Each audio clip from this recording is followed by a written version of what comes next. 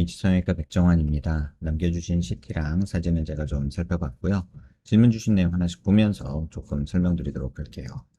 이제 환자분이 노블캣 생각하신다. 중안면부 윗입술 좀 들려있고 입술 위쪽이 너무 많이 꺼져서 수술을 생각하신다. 이렇게 말씀을 해주셨는데 제가 노블캣 수술을 환자분한테 권할 때는 네 가지 조건을 말씀드려요.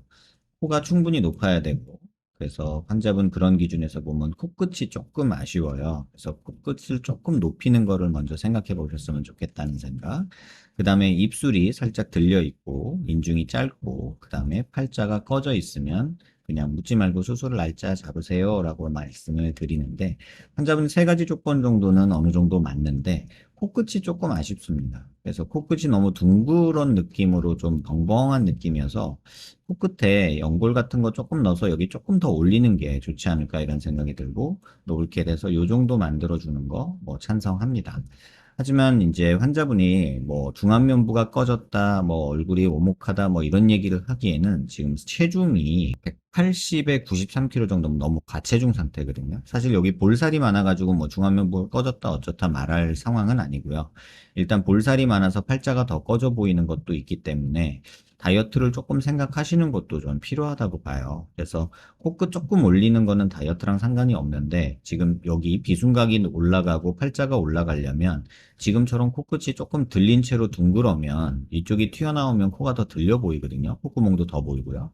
그래서 코끝을 조금은 내리거나 조금 올리는, 뭐 약간 그냥 복잡하게 수술하지 말고 이미 코 수술은 하셨기 때문에 여기에 연골 하나 살짝 넣어서 코끝을 조금 더 올리는 거는 한번 생각을 하시는 게 좋지 않겠나 이런 생각이 들고, 지금 귀족 수술이 되어 있다고 하셨는데 지금 실리콘 위치가 조금 엉뚱한 데 있어서 그래요. 지금 보시면 실리콘이 얘는 굉장히 크게 이렇게 들어가 있고요.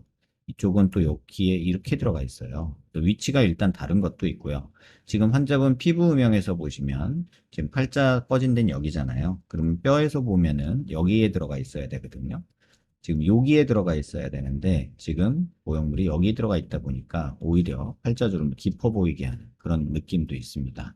그래서 현재 들어가 있는 보형물은 제거하고 노블캣 수술을 하시면서 코끝에 조금 연고를 하나 덧대주는 게 어떨까 이렇게 좀 말씀을 드릴게요.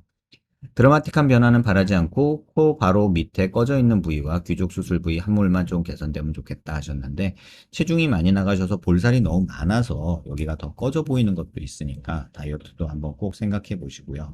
이 볼살만큼 여기를 올리게 되면 살짝 원숭이 느낌이 납니다. 그래서 그렇게까지 과하게 하지는 말고 약간은 중간 정도, 중간 조금 더 만든다 생각하시고 다이어트도 한 10kg 정도 하시는 게 좋지 않을까 이렇게 생각해 봅니다.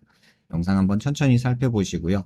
수술에 대해서 궁금한 점은 병원으로 전화 주시거나 한번 대면 예약하셔서 얼굴 뵙고 자세히 좀 말씀 나눠보면 좋지 않을까 이렇게 생각이 듭니다. 도움 되셨길 바랍니다.